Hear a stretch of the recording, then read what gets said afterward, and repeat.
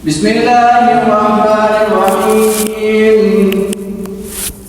Ya ayyuhalladzina amanu idza qila lakum tafassahu fil majalisi fafsahu yafsahillahu lakum wa idza qila ansusu fashsu yarfa'illahu alladhina amanu minkum walladhina utul ilma darajat wallahu bima ta'maluna khabir. Sadaqallahu azim. Wa qala nabiyuna sallallahu alaihi wasallam, innal ulama'a warathatul anbiya wa innal anbiya lam yuwarithu dinara innama warathu ilma. Wa sadaqa nabiyuna sallallahu alaihi wasallam.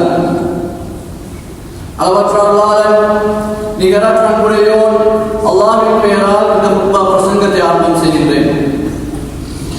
உலகத்தை படைத்து பரிபாலித்து போஷித்து காப்பவனாகிய வல்ல நாயன் அல்லாஹ்வுக்கே புகழ் அனைத்தும்.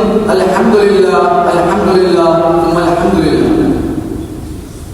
அறியாமையிலே பௌத்திகத்திலே நாம் செல்ல வேண்டிய பாதை இதுதான் என்பதை கூட அறிந்திராத அன்றைய ஜாஹிலியா சமூகத்தை அவர்களுக்கு அறிவுரை ஊட்டி அவர்களுக்கு மத்தியிலே வந்திருந்த எம்முயிலும் மேலான முஹம்மது முஸ்தபா ஸல்லல்லாஹு அலைஹி வஸல்லம் அவர்கள் மீதும் அன்னாரை அறிவுரை பின்பற்றி வாழ்ந்த உத்தம சஹாபாக்கள் தாபிஊன்கள் தபஅத் தாபிஊன்கள் மீதும் மேலும் நாளை மறுமை நாள் வரை அன்னாருடைய வாழ்க்கையை வாழ்ந்து கொண்டிருக்கின்ற வாழ இருக்கின்ற ஒவ்வொரு முஸ்லிமான முஃமினான ஆண்கள் பெண்கள் அனைவர் மீதும் அல்லாஹ்வின் சாந்தியும் சமாதானமும் என்றென்றும் உண்டாவதாக.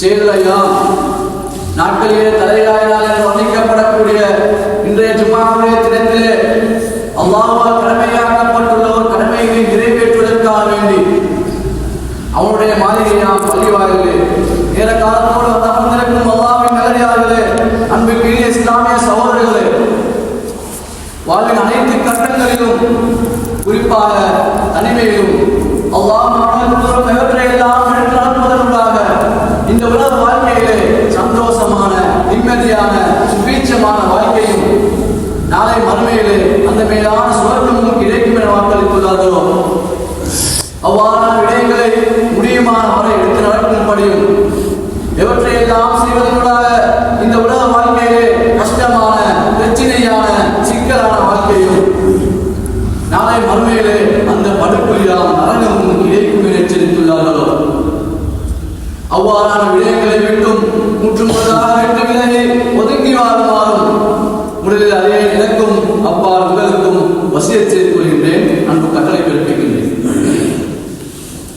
கண்ணியத்திற்குரிய அல்லாஹ்வின் நல்லடியார்களே, முஸ்லிம் சமூகத்துடைய எழுச்சி அதனுடைய வீழ்ச்சி சம்பந்தமாக நாங்கள் பேசுகின்ற பொழுது இந்த சமுதாயத்துடைய எழுச்சி அதனுடைய வளர்ச்சி அதனுடைய வளம் எந்தெந்த விடயங்களிலே தங்கியிருக்கின்றது என்பதை அல்-குர்ஆனுடைய வழியிலே ரசூல் ஸல்லல்லாஹு அலைஹி வஸல்லம் அவர்களுடைய வழிகாட்டுதலிலே நாங்கள் பார்ப்பது மிகவும் பொருத்தமானதாக இருக்கும்.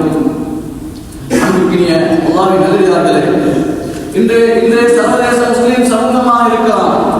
இந்த நாட்டிலே வாழ்ந்து கொண்டிருக்கக்கூடிய 9.7 அல்லது 9.8% முஸ்லிம் சமூகமாக இருக்கலாம். இவர்களுடைய எழுச்சி அல்லது இவர்களுடைய வீழ்ச்சி சம்பந்தமாக நாங்கள் பேசுகின்ற பொழுது குறிப்பாக இந்த முஸ்லிம் சமுதாயத்துடைய பின்னடைவு, இந்த முஸ்லிம் சமுதாயத்துடைய தோல்வி எந்தெந்த விடயங்களிலே தங்கியிருக்கின்றது என்று நாங்கள் ஆராய்கின்ற பொழுது பலவிதமான காரணங்களை எங்களால் கற்றுக்கொள்ள முடியுமாக இருக்கின்றது. கண்ணியமான அல்லாஹ்வின் நல்லடியார்களே, முதலாவது காரணம் அல்லாஹ் தஆலா சரியான முறையிலே ஈமான் கொள்ளும்படி எங்களுக்கு கட்டளையிட்டு இருக்கின்றான். அல்லாஹ்வை ஈமான் கொள்ள வேண்டும், கியாமத் நாளை ஈமான் கொள்ள வேண்டும். இன்னொரு ஈமான் கொள்ள வேண்டிய அம்சங்களை அல்லாஹ் தஆலா எப்படியெல்லாம் ஆழமாக ஈமான் கொள்ளும்படி எங்களுக்கு கட்டளையிட்டு இருக்கின்றானோ அந்த விடயங்களிலே நாங்கள் கொடுப்போதாக இருந்தால், அந்த விடயங்களிலே நாங்கள் பலவீனமானவர்களாக இருந்தால், கண்ணியமானவர்களே, எங்களுடைய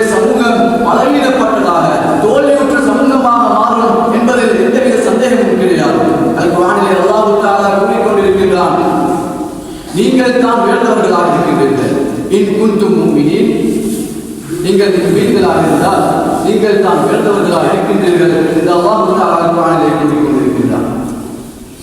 எப்பொழுதெல்லாம் ஒரு மனிதன் அல்லாஹ்வுடைய இடத்திலே நான் விசுவாசம் கொள்ளக்கூடிய அந்த இடத்திலே பணத்தை வைக்கின்றானோ, பதவியை வைக்கின்றானோ, கௌரவத்தை வைக்கின்றானோ, அவற்றையெல்லாம் மேலாக கருதி நான் விசுவாசம் கொள்ளக்கூடிய விடயத்திலே அல்லாஹ்வுடைய நம்பிக்கையை அவன் பின்தள்ளி விடுகின்றானோ, அப்படிப்பட்ட மனிதர்கள் வாழக்கூடிய இந்த சமூகம் ஒருபோதும் முன்னேறாது, ஒருபோதும் உருவாகாது. கண்ணியத்துக்குரியவர்களே, நீங்கள் மீன்களாக இருந்தால், நீங்கள் உயர்ந்தவர்களாக, நீங்கள் நல்ல படித்தரத்திலே, நீங்கள் நல்ல அந்தஸ்திலே இருப்பீர்கள் என்று அல்லாஹ் தஆலா கூறிக்கொண்டிருக்கின்றான். அந்த வகையில் ஈமானில் ஏற்படக்கூடிய பலகீனம் நம்முடைய சமுதாயத்தை பின்தள்ளிவிடுகின்றது என்பதை அல்-குர்ஆனுடைய கண்ணோட்டத்திலே நாங்கள் பார்க்கிறோம். இரண்டாவது, முஸ்லிம் சமூகம் ஒற்றுமை இழந்ததாக, சின்ன பின்னப்பட்டதாக, பிளவுபட்டதாக, ஐக்கியம் இழந்ததாக இருக்குமாக இருந்தால் இந்த சமுதாயம் ஒருபோதும் முன்னேறாது. அல்லாஹ் தஆலா குர்ஆனிலே கூறிக்கொண்டிருக்கின்றான், வலா தனாஸவு வதஃஷலு வதல்ஹப ரீஹுக்கும். நீங்கள் உங்களுக்கு மத்தியிலே சர்ச்சைப்பட்டுக் கொள்ள வேண்டாம், நீங்கள் உங்களுக்கு மத்தியிலே சண்டையிட்டுக் கொள்ள வேண்டாம். அப்படியாக இருந்தால் அந்த சமுதாயம் தோல்வியும் என்பதில் எந்தவித சந்தேகமும் கிடையாது. தோல்விக்கான காரணம், இந்த சமுதாயத்திலே வீழ்ச்சிக்கான காரணம், எங்களுக்கு மத்தியிலே நாங்கள் சண்டையிட்டுக் கொள்கின்றோம், எங்களுக்கு மத்தியிலே நாங்கள் தர்க்கித்துக் கொண்டிருக்கின்றோம், எங்களுக்கு மத்தியிலே நாங்கள் பிளவுபட்டுக் கொண்டிருக்கின்றோம். எதிரிக்கு தங்களுடைய சமூகத்தை, முஸ்லிம்களை நாங்களே காட்டிக் கொடுத்துக் கொண்டிருக்கிறோம்.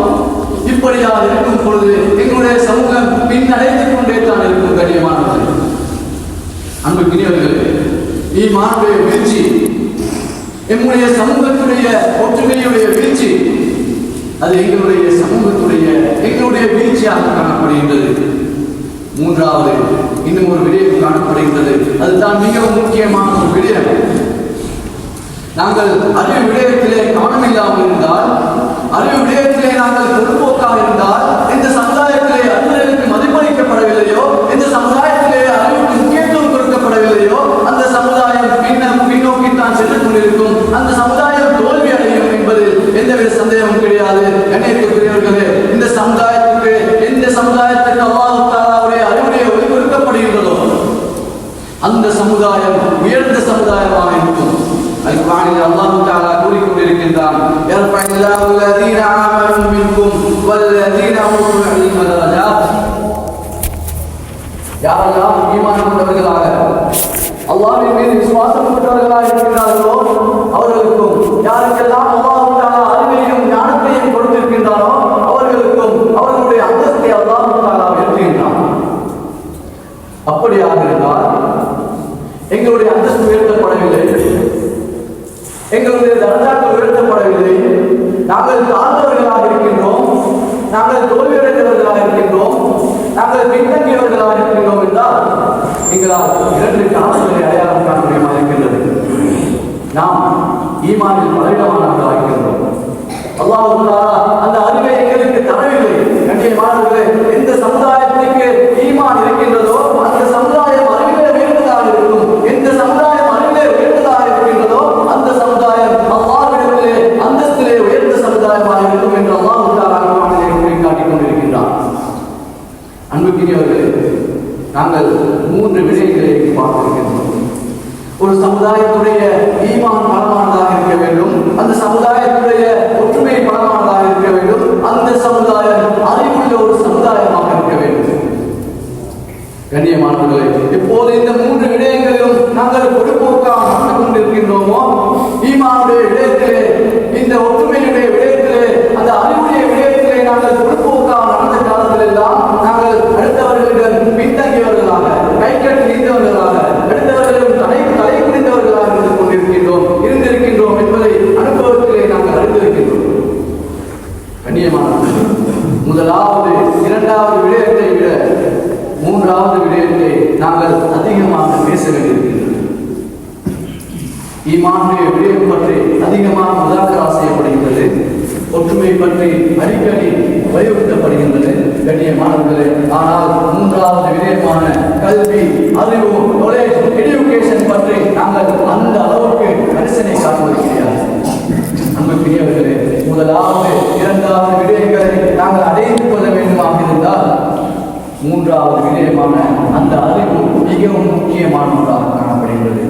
ஈமான் பலமடைய வேண்டுமாக இருந்தால் அறிவு தேவைப்படுகின்றது. நாங்கள் எந்த விடயத்திலே ஈமான் கொள்கின்றோமோ அந்த விடயம் சம்பந்தமான ஆழமான அறிவு இருக்கும் பொழுதுதான் எங்களுடைய ஈமான் பலமானதாக மாறுகிறது. கண்ணியத்துக்குரிய அல்லாஹ்வின் நல்லடியார்களே, எங்களுக்கு மத்தியிலே அறிவு அதிகமாக இருக்கின்ற அளவுக்கு எங்களுக்கு மத்தியிலே புரிந்துணர்வு அதிகம் இருக்கின்றது. சண்டை சச்சரவுகள் குறைவடைகின்றது. எந்த சமுதாயத்திலே அறிவு குறைவடைகின்றதோ அந்த சமுதாயம் சண்டை பிடித்துக் கொள்ளும். அந்த சமுதாயம் அண்டர்ஸ்டாண்டிங் இல்லாத, புரிந்துணர்வு இல்லாத, ஒற்றுமையற்ற சமுதாயமாக காணப்படும். தப்பெண்ணத்தோடு வாழக்கூடியவர்கள் அந்த சமுதாயத்தில் இருப்பார்கள். ஒரு இயக்கத்தினர் மற்ற இயக்கத்தினரை புரிந்து கொள்ள மாட்டார்கள். தனக்கு இருக்கக்கூடிய அந்த அறிவை வைத்துக் கொண்டு மற்ற அனைத்தையும் எதிர்க்கக்கூடியவர்களாக அந்த சமூகத்திலே வாழக்கூடிய அனைவரும் காணப்படுவார்கள். கண்ணியத்துக்குரியவர்களே, எனவே ஈமான் பலமடைய வேண்டுமாக இருந்தால், எங்களிடத்திலே ஒற்றுமை பலமடைய வேண்டுமாக இருந்தால் எங்களுக்கு தேவைப்படுவது அந்த அறிவாக காணப்படுகிறது. அங்கே பெரியவர்களே, சகோதரர்களே, நானும் நீங்களும் எந்த மார்க்கத்தை விசுவாசித்துக் கொண்டிருக்கின்றோமோ அந்த மார்க்கம் அறிவுக்கு, ஆராய்ச்சிக்கு, விஞ்ஞானத்துக்கு, ஆய்வாளர்களுக்கு முக்கியத்துவம் கொடுத்திருக்கின்றது. அவர்களுக்கு முன்னுரிமை அளித்திருக்கின்றது. இந்த நாங்கள் நம்பியிருக்கக்கூடிய, நாங்கள் விசுவாசித்துக் கொண்டிருக்கக்கூடிய இந்த சமூகத்தை போல, இந்த சமயத்தை போல வேறு எந்த சமயமும் இந்த அளவுக்கு அறிவுக்கு முக்கியத்துவம் கொடுக்கவில்லை. அந்த அளவு நாம் பின்பற்றக்கூடிய மார்க்கத்திலே அறிவுக்கு, ஆராய்ச்சிக்கு, விஞ்ஞானத்துக்கு முக்கியத்துவம் கொடுக்கப்பட்டிருக்கின்றது. அல்லாஹ் தஆலா குர்ஆனிலே பேசிக் கொண்டிருக்கின்றான்.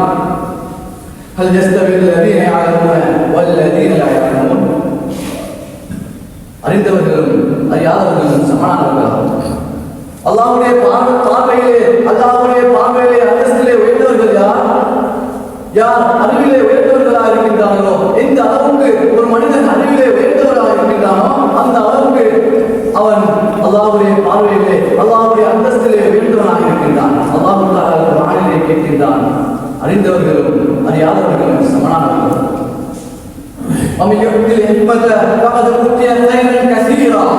யாருக்கெல்லாம் அறிவு ஞானம் வழங்கப்பட்டிருக்கின்றதோ அவர்கள் நிச்சயமாக அதிகமான வளங்களை, அதிகமான பாக்கியங்களை பெற்றவர்கள் என்று அல்லாஹ் தஆலா குர்ஆனிலே சொல்லியிருக்கிறார். அல்லாஹ் தஆலா பணத்தை பற்றி பேசவில்லை, அதிகாரத்தை பற்றி பேசவில்லை, அழகை பற்றி பேசவில்லை, ஒரு கட்டமைப்பை பற்றி பேசவில்லை. யாருக்கெல்லாம் அதிக பணம் இருக்கின்றதோ அவர்கள் தான் அந்தஸ்தில் உயர்ந்தவர்கள் என்று அல்லாஹ் தஆலா கூறவில்லை. அல்-குர்ஆனிலே அல்லாஹ் தஆலா கூறுகின்றார், யாருக்கெல்லாம் அறிவு வழங்கப்பட்டிருக்கின்றதோ அவர்கள் தான் அந்த சமூகத்திலே அந்தஸ்தில் உயர்ந்தவர்கள் என்று அல்லாஹ் தஆலா கூறிக்கொண்டிருக்கின்றார். நபி ஸல்லல்லாஹு அலைஹி வஸல்லம் அவர்கள் சொன்னார்கள், அல் உலமா வரஸத்துல் அன்பியா. அறிஞர்கள், அறிவுடையவர்கள், ஆராய்ச்சியாளர்கள், படித்தவர்கள், அவர்கள் அறிவை சுமந்தவர்கள், அவர்கள் நபிமார்களுடைய வாரிசுகள். கண்ணியத்துக்குரியவர்களே, ஒரு விடயத்தை நாங்கள் நன்றாக புரிந்து கொள்ள வேண்டும். நபிமார்கள் இந்த உலகத்திலே தீனாரையோ திருநத்தையோ விட்டுச் செல்லவில்லை. இன்னமா வரத்துல் இல்ம். அவர்கள் இந்த உலகத்திலே விட்டுச் சென்றதெல்லாம் அறிவை மாத்திரம்தான். எனவே நபிமார்கள் அவர்களுடைய பொக்கிஷமாக மதித்தது, அவர்கள் மிகப்பெரிய பொக்கிஷமாக எடுத்துக் கொண்டது இந்த அறிவை தான். இன்னும் ஒரு தடவை நபி ஸல்லல்லாஹு அலைஹி வஸல்லம் அவர்கள் கூறிக்காட்டினார்கள், மண்மையுடைய அடையாளங்களில் ஒன்று அச்சங்கள் இந்த உலகை விட்டு பிரிந்திருக்கும். இதற்கு ஆசிரியர்கள், உலமாக்கள் கொடுக்கக்கூடிய விளக்கம் என்ன?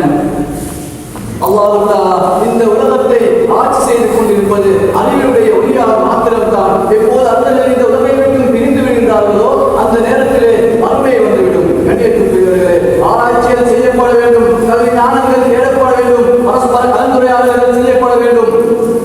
இஸ்லாமுடைய வழிகாட்டலுடன் அழகான முறையில் விவாதங்கள் மேற்கொள்ளப்பட வேண்டும். கண்ணியமானவர்களே, கல்விமான்கள் தான் இந்த உலகத்துடைய அபிமானங்களாக இருக்கின்றார்கள். அவர்கள் எப்போது இந்த உலகத்தை விட்டு மறைந்து விடுகின்றார்களோ அப்போது மறுமை வந்துவிடும்.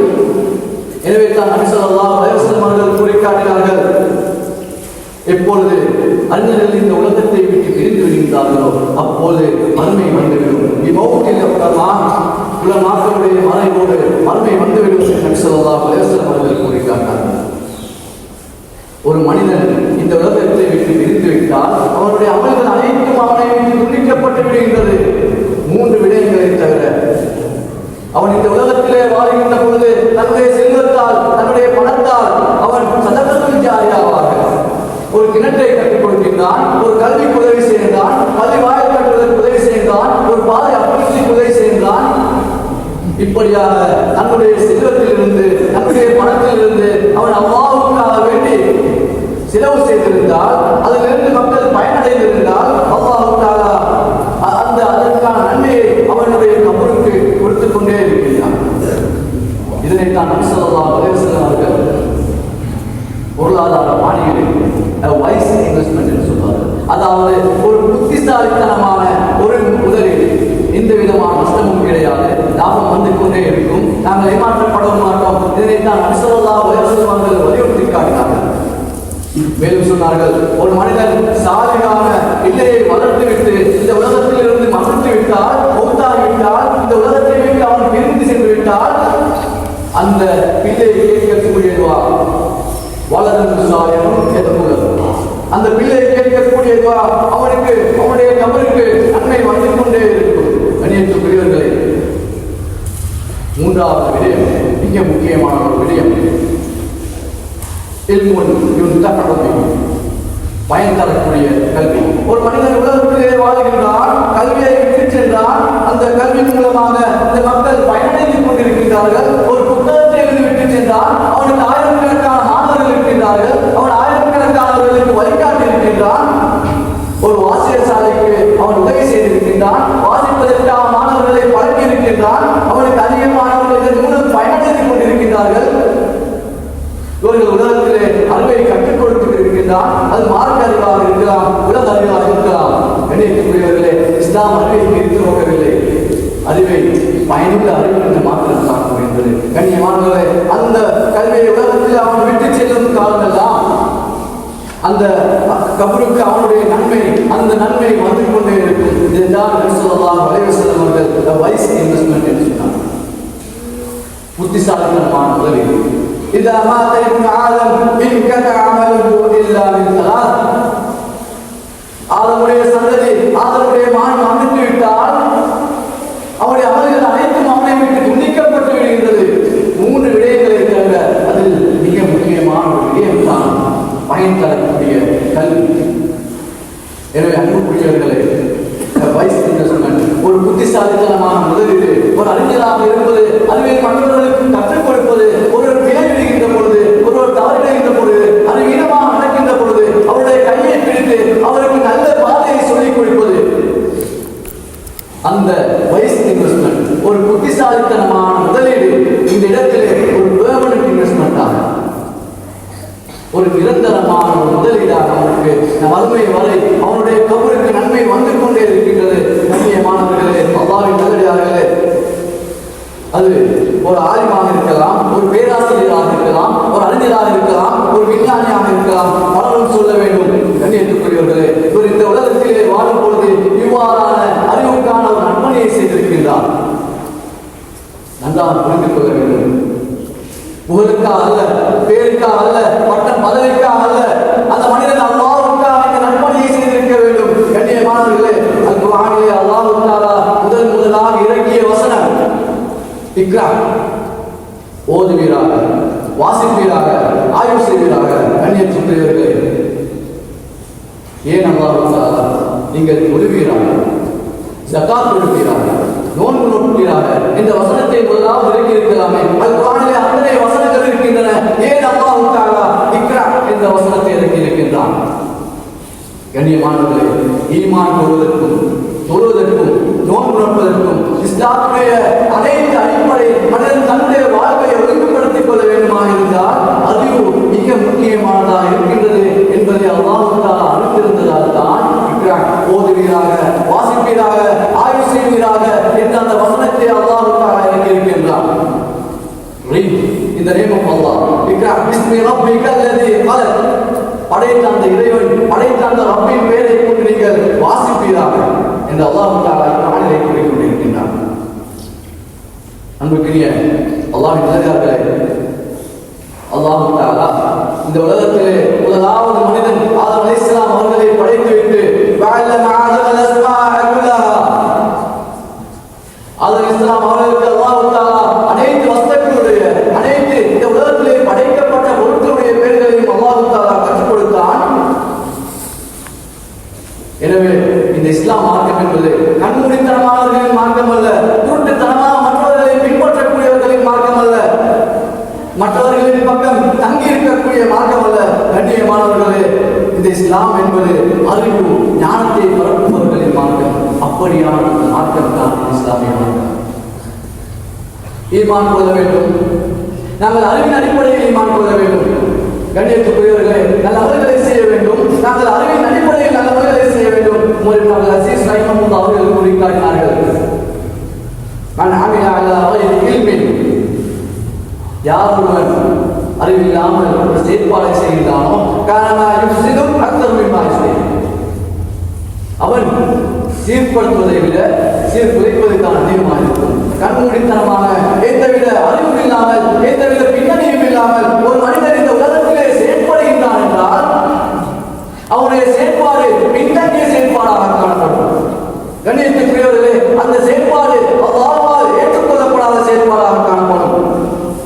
கல்வி என்று சொல்லும் பொழுது மாற்று கல்வியாக இருக்கலாம், அல்லது இந்த உலக கல்வியாக இருக்கலாம். இந்த உலகத்திற்கு, இந்த சமுதாயத்துக்கு, முஸ்லிம் சமுதாயத்துக்கு எந்தெந்த விதத்திலே எந்தெந்த கலைகள் தேவைப்படுகிறதோ அத்தனை கலைகளையும் நாங்கள் கற்பது எங்களுடைய தேவையாக காணப்படுகிறது. அது குர்ஆனை கற்க வேண்டும், ஹதீஸை கற்க வேண்டும், தஃசீரை கற்க வேண்டும், ஃபிக்ஹை கற்க வேண்டும், உலமாக்கள் உருவாக்கப்பட வேண்டும், மதரசாக்கள் உருவாக்கப்பட வேண்டும். அது ஃபர்து கிஃபாயாவான செயல்பாடாக இருக்கின்றது. அதே போல கண்ணியமானவர்களே, விஞ்ஞானம் கற்பிக்கப்பட வேண்டும், கணிதம் கற்பிக்கப்பட வேண்டும், சோசியாலஜியாக இருக்கலாம், பொலிட்டிக்கல் சயின்ஸாக இருக்கலாம், அஸ்ட்ரானமியாக இருக்கலாம், ஜியோகிராஃபியாக இருக்கலாம், டெக்னாலஜியாக இருக்கலாம், அனைத்து கலைகளும் கற்பிக்கப்பட வேண்டும். இதுவும் ஃபர்து கிஃபாயாவான செயல்பாடாக காணப்படுகிறது. அன்புக்குரியவர்களே, அல்லாஹ்வின் நல்லடியார்களே, அல்லாஹ் தஆலா குர்ஆனிலே உயிர்களை பற்றி பேசிக் கொண்டிருக்கின்றான். குல் சீரு ஃபில் அர்தி வன்துரு கைஃப பதல் ஹல்க், நீங்கள் இந்த பூமியில் பறந்து செல்ல வேண்டாமா? நான் முதலிலே எவ்வாறு படைத்தேன் என்பதை நீங்கள் ஆய்வு செய்ய வேண்டாமா என்று அல்லாஹ் தஆலா குர்ஆனிலே கேட்டுக் கொண்டிருக்கின்றான். நீங்கள் தொழுக வேண்டும், நோன்பு நோக்க வேண்டும், பள்ளியோடு மாத்திரம் உங்களுடைய அமல் இபாதத்துக்களை சுருக்கிக் கொள்ள வேண்டும் என்று அல்லாஹ் தஆலா கூறவில்லை. அறிவுடைய மிக முக்கியமான ஒரு பகுதியை பற்றி அல்லாஹ் தஆலா பேசிக் கொண்டிருக்கின்றான். கண்ணியமானவர்களே, அல்லாஹ்வின் நல்லடியார்களே, அவலம் யன்துரு ஃபீ மலகூத்திஸ் ஸமாவாதி வல் அர்த், அல்லாஹ் தஆலா அஸ்ட்ரானமி, ஜியோகிராஃபி, வானியலை பற்றி, புவியியலை பற்றி அல்லாஹ் தஆலா பேசுகின்றான். அவர்கள் பூமி எங்கும் பறந்து செல்லக்கூடாதா? வானங்கள், பூமி, அதனுடைய ஆட்சி, அது எவ்வாறு இந்த பூமியை ஆட்சி செய்கின்றது என்பதை அவர்கள் பார்க்க வேண்டாமா? அஃபலா யன்துரூன இலல் இப்லி கைஃப குலிகத்,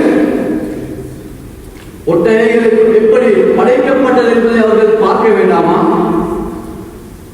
கண்ணியமான அல்லாஹ்வின் நல்லடியார்களே, அன்புக்குரிய இஸ்லாமிய சகோதரர்களே, முஸ்லிம் சமுதாயம் என்பது வெறுமனே மார்க்க கல்வியோடு சுருக்கிக் கொள்ளக்கூடிய சமுதாயம் அல்ல. உலக கல்விகள் அனைத்தும் தேடப்பட வேண்டும். இந்த சமுதாயத்திற்கு பயனுள்ள அனைத்து கல்விகளும் தேடப்பட வேண்டும். அவை ஃபர்து கிஃபாயாவாக நோக்கப்பட வேண்டும். சுமார் 9 தொடக்கம் 12ஆம் நூற்றாண்டுகளை எடுத்துக்கொண்டால் இந்த உலகத்தை ஆண்டவர்கள், இந்த உலகத்திலே அறிவியல் தலைமைகளாக இருந்தவர்கள் முஸ்லிம்கள். அப்பாசியர்கள் என்று சொல்லுவோம், உம்மையாக்கள் என்று சொல்லுவோம். அவர்கள் தான் இந்த உலகத்துடைய ஜாயின்ட்களாக இருந்திருக்கின்றார்கள், இந்த உலகத்துடைய வளர்ச்சிகளாக இருந்திருக்கின்றார்கள், இந்த உலகத்தை ஆண்ட ஜாமவான்களாக இருந்திருக்கிறார்கள். காரணம் என்ன? அவர்கள் அல்லாஹ்வுடைய கட்டளையை மிக நுணுக்கமாக பின்பற்றி இருக்கின்றார்கள். கண்ணியமானவர்களே, எங்களுக்கு அப்படியான ஒரு நெருக்கடி, எங்களுக்கு அப்படியான ஒரு பின்புலம் இருக்கின்றது. அப்படியான ஒரு மார்க்கம் தான் இந்த இஸ்லாமிய மார்க்கமாக இருக்கின்றது. இன்றைய நம்முடைய நிலை கவலைக்கிடமானதாக இருக்கின்றது. கண்ணியமானவர்களே, முஸ்லிம் சமுதாயம் பின்தங்கி இருப்பதற்கான பலவிதமான காரணங்கள் இருந்தாலும் அதில் அடிப்படையான காரணங்கள் இருந்துதான் மேற்கத்திய உலகில் நாங்கள் ஆய்வுக்காக, மருத்துவத்துக்காக, டெக்னாலஜிக்காக என்று அவர்களிடம் பிச்சை கேட்கக்கூடியவர்களாக இருந்து கொண்டிருக்கின்றோம். மேற்கத்திய கல்வியை நாங்கள் பெற்றுக்கொள்வதில் எந்த விதமான தவறும் கிடையாது. கண்ணியமானவர்களே, இந்த பின்பற்றுதல் மிகவும் ஆரோக்கியமான ஒரு விடயம் அல்ல. மற்றவர்களுக்கு கற்பிக்கின்ற அளவு நாங்கள் முன்னேற வேண்டும், ஆய்வுகளை செய்ய வேண்டும், நாங்கள் கட்டுரைகளை எழுத வேண்டும், நல்ல உரையாளர்களை வைத்துக் கொள்ள வேண்டும். சமுதாயத்திலே விஞ்ஞானிகள், ஆய்வாளர்கள், பேச்சாளர்கள்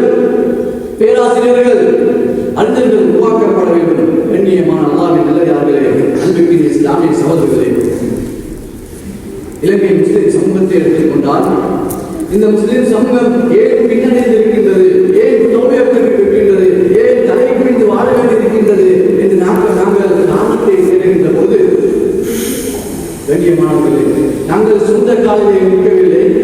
மற்றவர்களுக்கு முன்னால் நின்று நம்முடைய சமுதாயத்தையும் நம்முடைய மார்க்கத்தையும் தைரியமாகவும் அழகாகவும் அறிவுபூர்வமாகவும் ஆராய்ச்சியின் அடிப்படையிலும் எங்களுக்கு முன்வைப்பதற்கு தெளிவுபடுத்துவதற்கான தைரியம் உள்ள அறிஞர்கள் பற்றாக்குறையாக இருப்பதால் தான் என்னுடைய சமூகம் பின்தங்கிய தலை குனிந்த சமூகமாக தோற்று போன சமூகமாக காணப்படுகிறது. அருமையான சகோதரர்களே, அல்-குர்ஆனை பற்றி அபாண்டம் சொல்கின்றார்கள். நபி ஸல்லல்லாஹு அலைஹி வஸல்லம் அவர்களை பற்றி கேலி சித்திரம் வரைகின்றார்கள், கேலியாக பேசுகின்றார்கள். எங்களுடைய மார்க்கம் பிற்போக்குவாத மார்க்கம் என்று கூறுகின்றார்கள். பயங்கரவாதத்தை பரப்புகின்ற சர்வதேச ரீதியாக இருக்கலாம், நம்முடைய நாட்டிலாக இருக்கலாம், எமக்கு எதிராக போர்க்குடிகள் தூக்கப்பட்டிருக்கின்றன. கண்ணியமானவர்களே, அந்த நேரத்திலே எங்களுடைய படித்தவர்கள் எங்கே, எங்களுடைய விஞ்ஞானிகள் எங்கே, எங்களுடைய ஆய்வாளர்கள் எங்கே, எங்களுடைய மொழியியலாளர்கள் எங்கே? கண்ணியத்துக்குரிய அல்லாஹ்வின் நல்லடியார்களே, எங்களுடைய அறிவியல் பின்புலம் பற்றாக்குறையாக இருக்கிறது. தைரியம் உள்ள இஸ்லாத்தை பாதுகாக்கக்கூடிய, அதாவது தெளிவாகவும் இஸ்லாத்தை எட்டி வைக்கக்கூடிய நம்முடைய மார்க்கம் பின்னடைவதற்கான இவ்வாறானவர்கள் இல்லாததன் காரணமாகத்தான், பற்றாக்குறையின் காரணமாகத்தான் எங்களுடைய மார்க்கம் பின்னடைந்து கொண்டிருக்கின்றது. எங்களுடைய இலங்கை முஸ்லிம் சமூகம் பின்னடைந்து கொண்டிருக்கின்றது, தோல்வியை தழுவிக் கொண்டிருக்கின்றது. அடுத்தவர்களுக்கு மத்தியிலே கைகட்டிருக்க வேண்டிய ஒரு நன்மைப்பாடு, ஒரு தேவை ஏற்பட்டிருக்கின்றது. கண்ணியத்துக்குரியவர்களே, நாளை மறுமையிலே அல்லாஹ் தஆலா என்னிடத்திலும் உங்களிடத்திலும் விசாரிப்பான். இந்த மார்க்கம் இப்படியெல்லாம் கொச்சைப்படுத்தப்பட்டது, எங்களுடைய மாணவன் முஹம்மது முஸ்தபா ஸல்லல்லாஹு அலைஹி வஸல்லம் அவர்கள் இப்படியெல்லாம் கேலி செய்யப்பட்டார்கள். இந்த மார்க்கத்தை வளர்த்த இந்த மார்க்கத்துடைய தூதர் முஹம்மது முஸ்தபா ஸல்லல்லாஹு அலைஹி வஸல்லம் அவர்கள் இப்படியெல்லாம் கேவலப்படுத்தப்பட்டார்கள். நீ என்ன செய்து கொண்டிருந்தாய் இந்த அல்லாஹ் தஆலாவுடைய கேள்விக்கு நாம் நீங்களும் எவ்வாறு பதிலளிக்க போகிறோம்?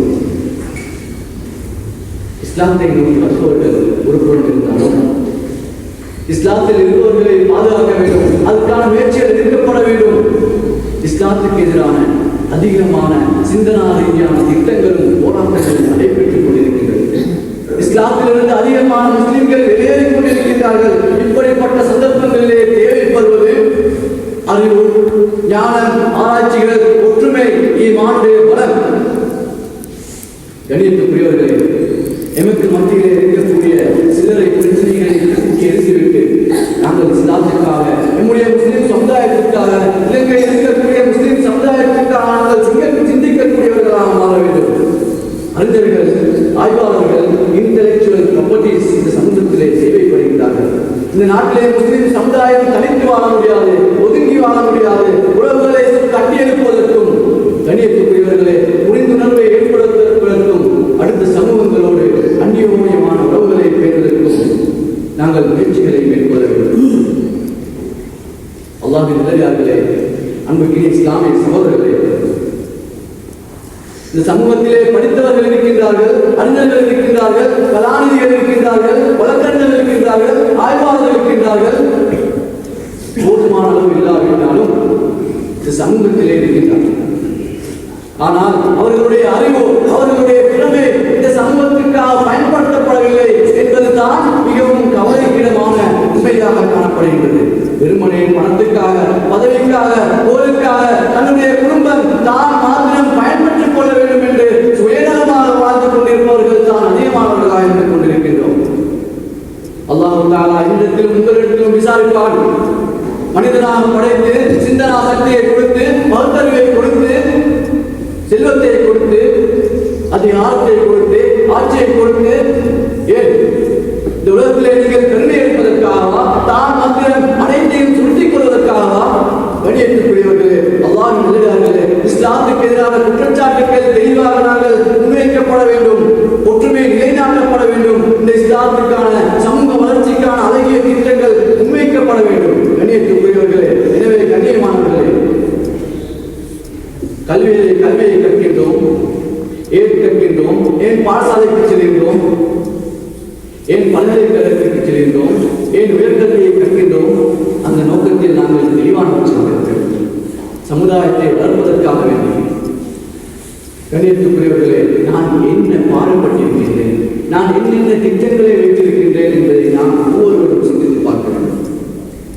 அல்லாஹ் தஆலா நபி சுலைமான் அலைஹிஸ்ஸலாம் அவர்களுக்கு செல்வத்தை கொடுத்தான், ஆட்சி அதிகாரத்தை கொடுத்தான். நபி தாவூத் அலைஹிஸ்ஸலாம் அவர்களுக்கு அல்லாஹ் தஆலா அறிவை கொடுத்தான்.